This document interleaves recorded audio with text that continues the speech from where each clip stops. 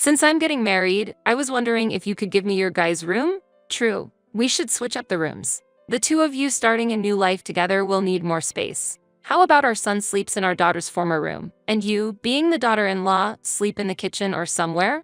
After all, you are an outsider, teased the relatives of my husband. Strangely, my husband joined in on their laughter. He always obeyed his parents. He didn't care about me at all. I'm done with this. I will sever ties with this family. But before I do, there are a few things I need to tell them. Hey. In the end, you all will be the ones who suffer losses and cry. Witness hell. My name is Alyssa. At 46, I'm someone who loves sweets so much that I tend to buy too many Easter-themed ones during the Easter season. When I'm tired or stressed, eating sweets somehow brings me relief. I currently find solace in sweets, but there was a time in my life when no matter what I did, I couldn't relieve my stress. That was in my 30s. I was troubled by my husband's family.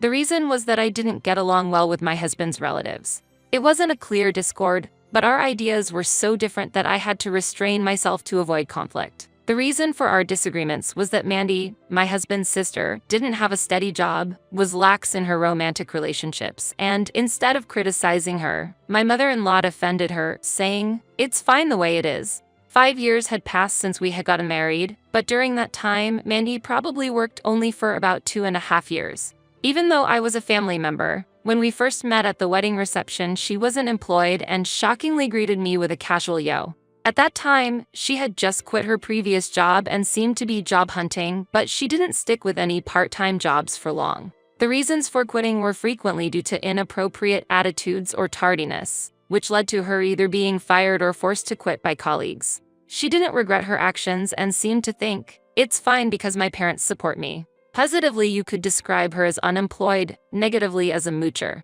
Her relationships with men were also chaotic, and there were incidents where men she dated came to the house, causing disputes over her. The arguments weren't about who will you choose, but rather, they shouted, "Give back the money. Were you cheating? What? Dating 3 people at once?" For such reasons, these men gathered at her place. It's not every day that you see such dramatic confrontations in real life. I wish her parents would scold her, but both her mother and father continued to spoil her, since the age gap between my husband and her was quite significant. Knowing the story of my father, who accumulated debt, and my mother, who was tormented by it and passed away, her dependent behavior was extremely frustrating to me. As an adult, she should be independent and not rely on her parents, I thought to myself, but as her sister-in-law, I felt I shouldn't speak out loudly. Currently, there are no direct problems between my husband and me, but his family's home is someone else's house. I was thinking of observing the situation when we would like to live with you guys. Huh? It was a sudden suggestion from my mother-in-law when we visited her home at the end of the year. Apparently, the house they had bought was getting old and seemed about to collapse. "It's a good opportunity, so let's live together," she said. I had no idea what was good about this, but living with them was not something I desired. I can't imagine living together under one roof. I absolutely couldn't accept living together. It was, however, hard to say directly how I felt, so I gently refused, saying, "It's important for us as a couple to have our time together." However, my husband tended to listen to his father, and when he said, "We want you to look after us as we get older," he couldn't argue back. As time went by, I gradually began to think, considering the future, maybe it would be practical to live together. As I started to be swayed by my parents' suggestion, I absolutely have to refuse. Of course, living with my husband's parents meant that girl would also be included. It was like a course menu for a great price. Yeah, not really. Why don't we try living together? If you don't like it, we can build a new house. Now is the chance since our current house is getting old, my mother-in-law blurted out. Once you start living together on a trial basis, the trial tends to become permanent real fast. We might end up living together for life. It's strange for someone planning to build a house to suggest cohabitation. Since my husband seemed likely to agree, I had to speak up. "I'm sorry, but if we consider living together or a multi-generational house, how will we handle the purchase costs? What about daily living expenses? If these aren't clear, I feel uneasy about living together." Hearing this, my mother-in-law looked displeased and retorted, "We live on a pension and can't afford it. I understand that. But what about your daughter? She's currently unemployed, and you are covering her insurance and taxes with your pension. Wouldn't the burden be lessened if she started working? So what you're saying is, you want my daughter to find a job and share the expenses?" Yes, that's exactly what I'm saying. Watching the tense exchange between me and his mother, my husband stepped in to mediate. If Mandy were here, the situation would have been even more complicated. Luckily, she was out with her new boyfriend today, unaware that we were arguing about her. As the atmosphere became tense, my father-in-law said, "I have my retirement fund and savings, so it's fine," and my husband added, "I have income too." Everyone but me was trying to finalize the decision to live together. Looking closely at the conversation, the option of living together gradually became a reality and almost a definite decision. Without any opportunity to express my opinion, our cohabitation was quickly solidified and a decision was made. My husband promised not to inconvenience me, but somewhere in my heart, I couldn't fully believe that promise would be kept in an environment where we lived with his mother and sister. I hoped for no trouble but had to brace myself for reality. My love for my husband remained, but seeing how obedient he was to his parents filled me with complex emotions. While I understood the importance of being considerate to his parents, I also wished my husband would be more reliable, a desire that swirled with disappointment in my heart. Then, an unexpected problem arose. "Sorry, Alyssa." My husband apologized, kneeling before me, triggering a mix of worry and curiosity about what had happened. "What's going on all of a sudden?" "The company's going bankrupt. I got the notice today." His words revealed the shocking truth that his company was going bankrupt. "What?" was all I could say, shocked and bewildered, with the moment etched clearly in my memory. "Is the company really going bankrupt?" I wished it was a joke. "What's happening?" I asked. "Since the management change, the company's performance has been declining. The new employees faced unpaid wages and bonus cuts," my husband explained. His company wasn't small by any means. As a regional enterprise, it was considered mid-sized. But for such issues to surface so suddenly, were there no signs beforehand? I was astonished. To tell you the truth, the new president embezzled funds, and as a result, his wife and the former president decided to close the business. The details aren't clear, but they probably couldn't secure loans, my husband continued. Moreover, the president's wife decided to get a divorce, adding family turmoil to financial problems. If the company is destined to collapse, we have to accept it. Luckily, I have a job and savings. You can start looking for new employment, I said optimistically, but my husband hesitated, about that. Seeing his troubled expression, I asked directly, "Is there another problem?" After a pause, he revealed a shocking fact. My husband had signed on as a guarantor for a colleague's loan.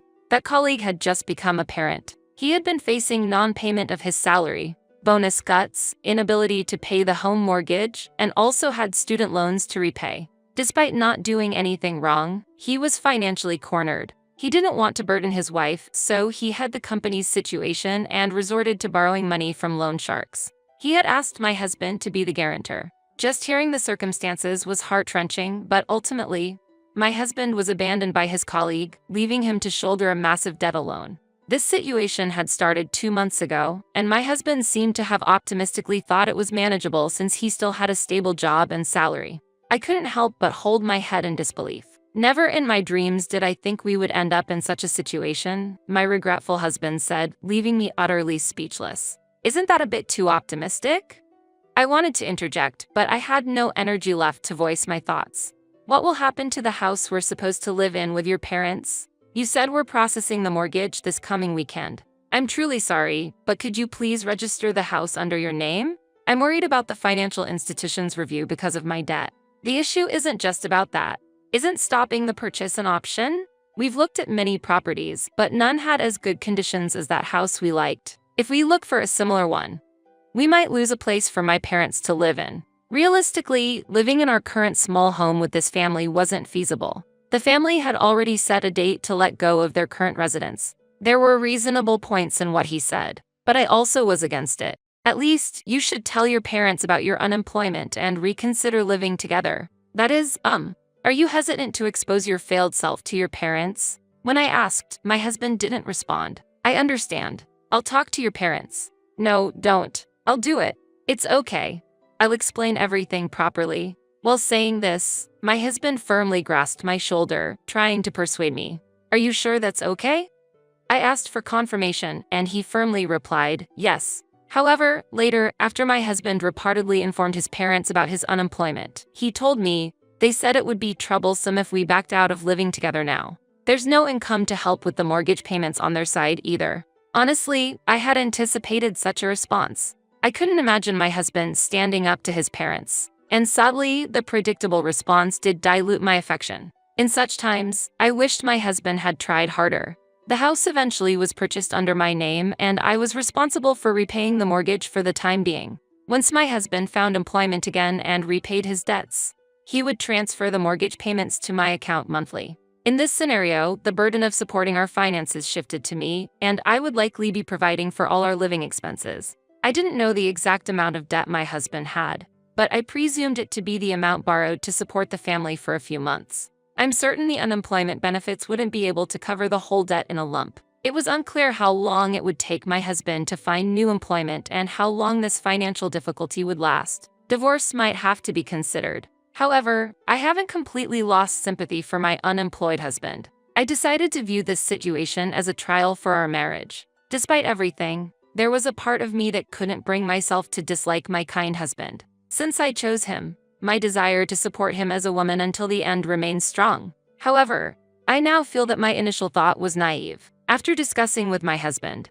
we eventually agreed that I would bear the living expenses until he repaid the debt, which turned out to be higher than I imagined at $70,000.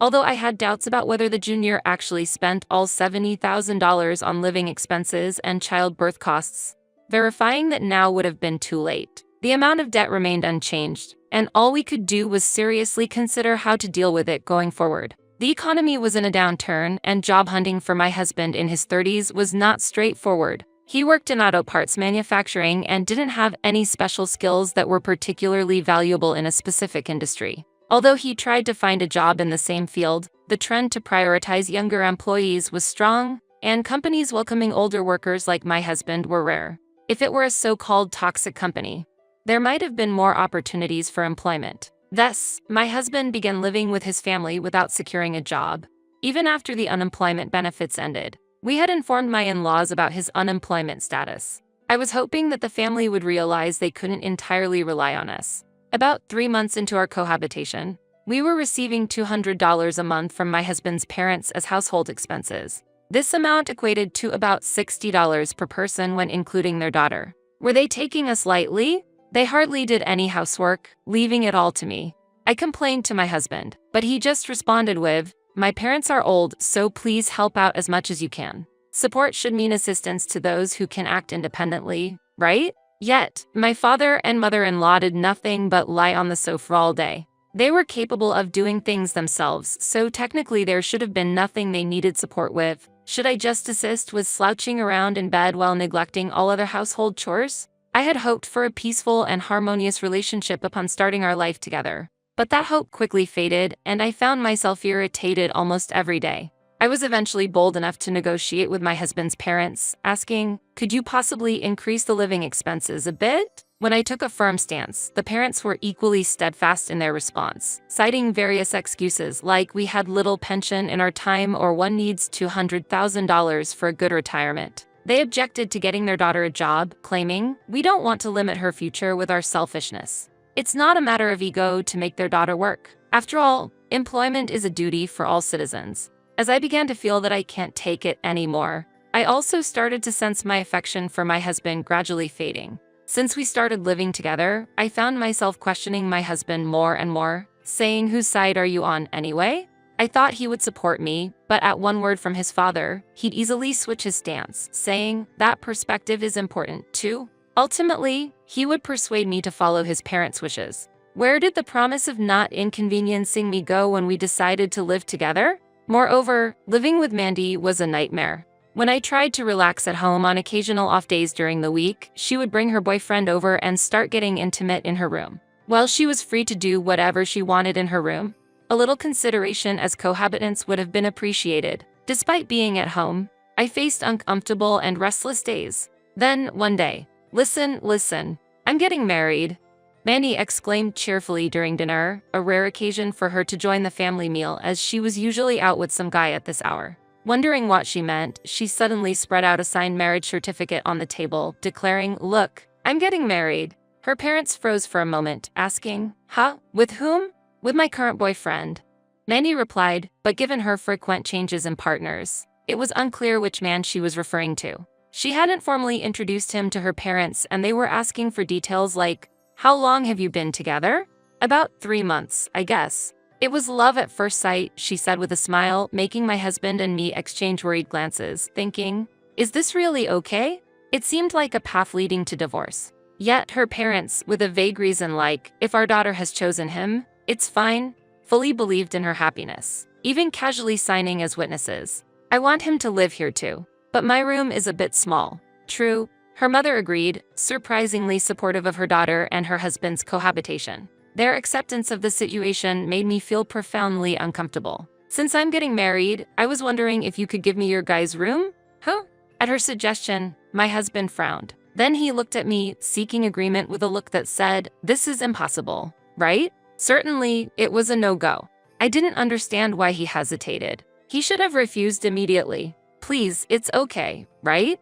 she pleaded, and the in-laws said, "You should give in a bit." Unable to bear it, I strongly retorted, "This is far too selfish." Then she suddenly said, "Hot Ali, aren't you happy about my marriage?"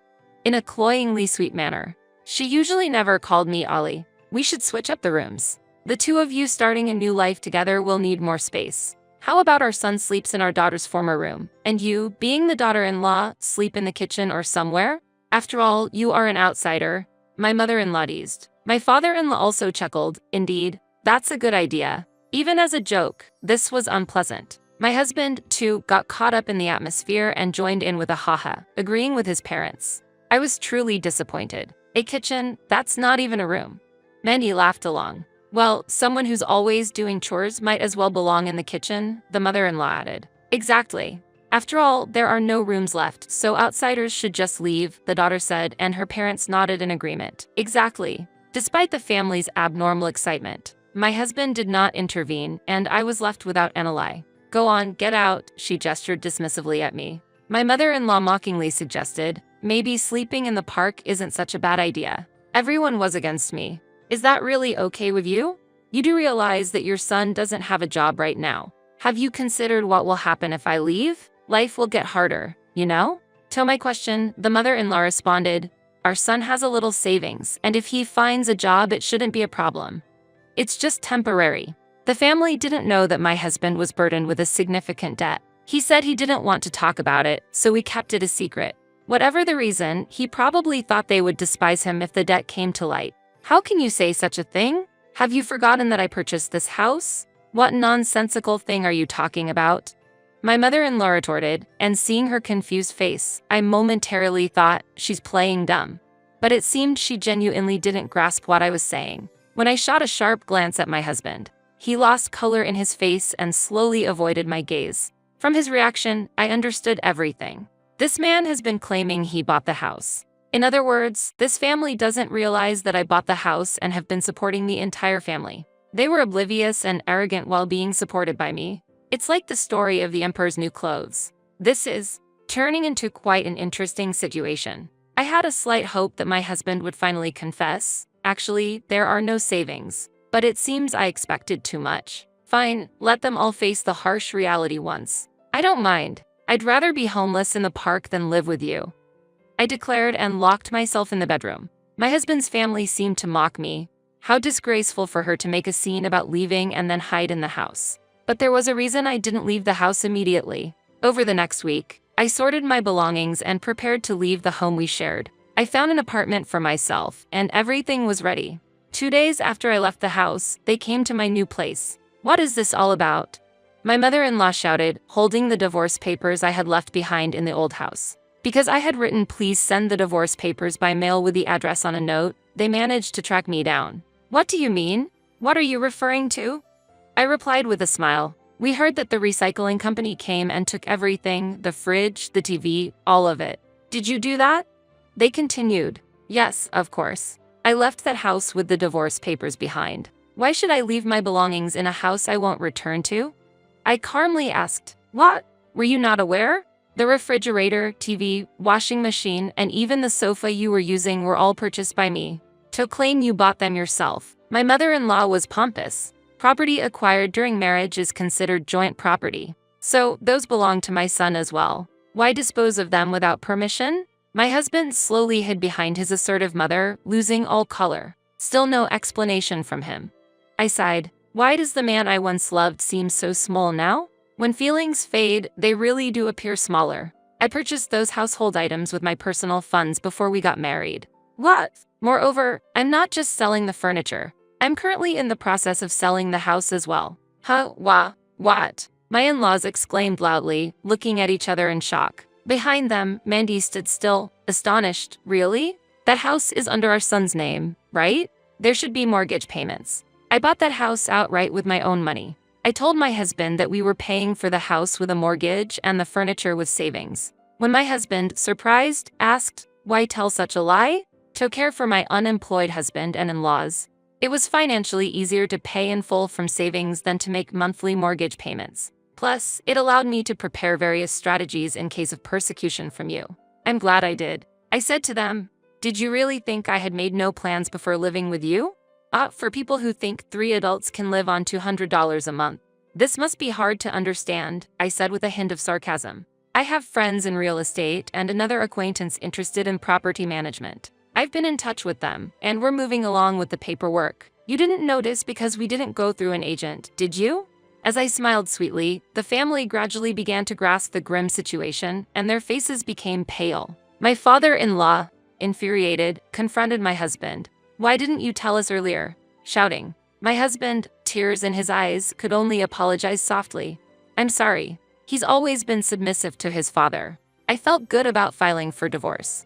But what should I do about my married life? Mandy's naive question left my mother-in-law speechless and at a loss. Indeed, she would be. Losing the house and assets, with children who were unemployed. With me gone, they'll have to get by on a meager pension and insufficient retirement funds. My mother-in-law, staring at her daughter, asked seriously, "How much does your future husband earn?" She replied, "He makes his living from slot machines." "He's a slot professional," made me burst into laughter, watching the bewildered husband and his parents. A professional slot player? Does that even exist? Regardless, it's clear that it's an unstable profession and full of self-proclaimed experts. Her choice of partner was obviously questionable. My mother-in-law turned to me, "Sorry about the other day. I think there's been a misunderstanding. Let's get along." She offered an apology and suggested reconciliation. No, not at all. There was no misunderstanding. Our values just never aligned. "What are you talking about?" Haha. As I laughed loudly, she insisted, "Don't reject so quickly. There must have been some misunderstanding, but I completely denied it. Are you planning to abandon the family?" My father-in-law glared at me. But when I retorted, "Wasn't it your wife who treated me as an outsider first?" He fell silent. "Just wait. To treat me so coldly. We once lived under the same roof." My mother-in-law raised her voice. "Yes, we did live together and I took care of you." "That's precisely why I can't live with you anymore," I replied. My husband pleaded, "Please reconsider. If you had been even a little bit more supportive, perhaps my feelings would have changed. But it's too late now." "I'm not inclined to," I rejected. I casually dismissed my husband's plea. "Don't use such words. Difficulties are part of family life," my mother-in-law implored desperately. Mandy nodded in agreement, hoping for support through their troubles. "Difficulties? If you call it that, why not try living in the park? Overcome those difficulties as a family, without relying on an outsider like me." When their own words were thrown back at them, my mother-in-law and Mandy blushed and accused me. "How cruel can you be? What will you do without me? How do you plan to live?" I asked, and they were silent. I felt slightly satisfied. I was just about to get married. Mandy lamented, and my mother-in-law comforted her daughter. "It's truly unfortunate how things turned out. If only they had raised her to be independent, this wouldn't have happened. Too much coddling, too optimistic." Thinking back, my husband becoming a guarantor for a colleague's debt and clinging to a struggling company also highlighted this family's characteristic.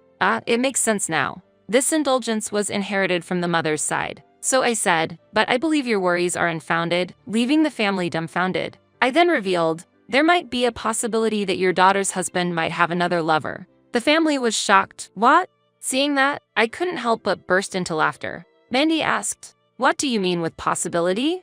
"Well, it's hard to say who, since you change boyfriends so frequently. But if it's the recent one, he's been quite close with a woman living on the first floor of this apartment." They were astonished. A classic case of the answer being right under their nose. On the day I moved here, I happened to see Mandy's latest boyfriend, presumably her fiancé, entering and leaving the apartment of the woman living on the first floor, visiting at night and leaving in the morning.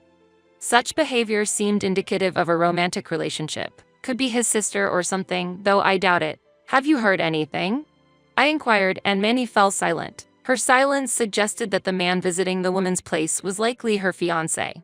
I can't believe I was deceived, she muttered, collapsing to her knees. Furious, she tried to contact him, but he hung up as soon as she explained the situation. I can't believe it. This is outrageous. Mandy exploded in anger.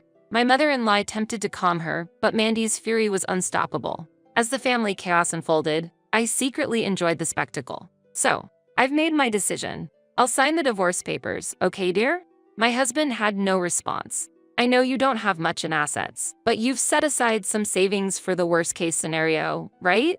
I'll claim that in the division of property. Huh? He was stunned, but I smiled. That's only fair. I might have seemed like a devil to him, but this was merely justice. Forced to care for your parents, I had every right to seek compensation. I had the family and my husband move out of the house, and I started a new chapter in my life. Later, Mandy frequently appeared at my former apartment. Specifically, she caused trouble between the man she intended to marry and the woman he truly loved, eventually involving the police. It turned out the woman living in my apartment was the real fiancé. Mandy was serious about him, but the marriage promise was her own delusion.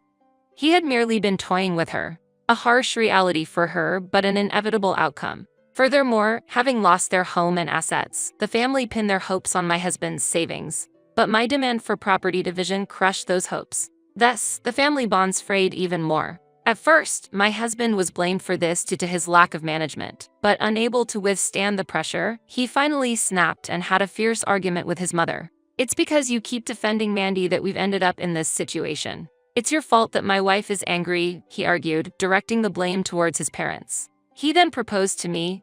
I've reconsidered my thoughts and decided to distance myself from my parents. Can't you consider us getting back together? I was surprised and confused by this unexpected proposal for remarriage. My husband's naivety hasn't changed. My father-in-law, previously submissive, showed his anger when his son lashed out. The family conflict escalated, leading to the realization that the root problem was Mandy not working, but it was already too late, evolving into a significant domestic dispute. As a result, the family split. Despite wishing for separation or divorce, my husband's parents continued living together for financial reasons, barely speaking to each other. My husband, who found re-employment at a company with a dormitory, had to quit just a few months later due to health issues as the company turned out to be exploitative. Mandy had no choice but to work when she suddenly found herself in the middle of a lawsuit from the wife of a married man she had been in a previous relationship with. Because regular jobs paid little, she chose nightlife work, but ended up harming her health due to the alcohol. My husband and Mandy had to rely and cooperate with their parents. Despite their estrangement, the family formed a peculiar living arrangement, staying together.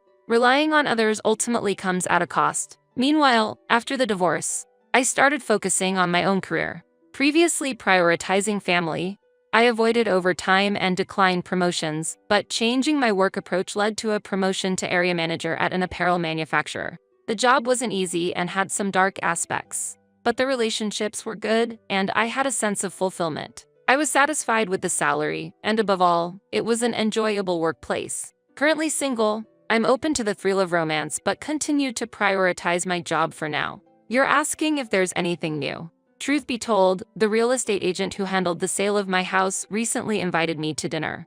Having known him for a while, he's been a good person to talk to during stressful times post-divorce.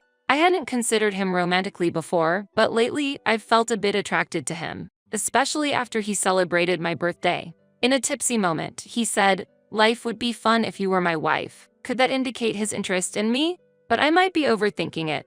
After all, I'm not so young anymore to get carried away so easily. Yet, if there is mutual affection, perhaps progressing the relationship might be worth considering. For now, though, I want to savor this sweet mood a bit longer. That's the plan for now.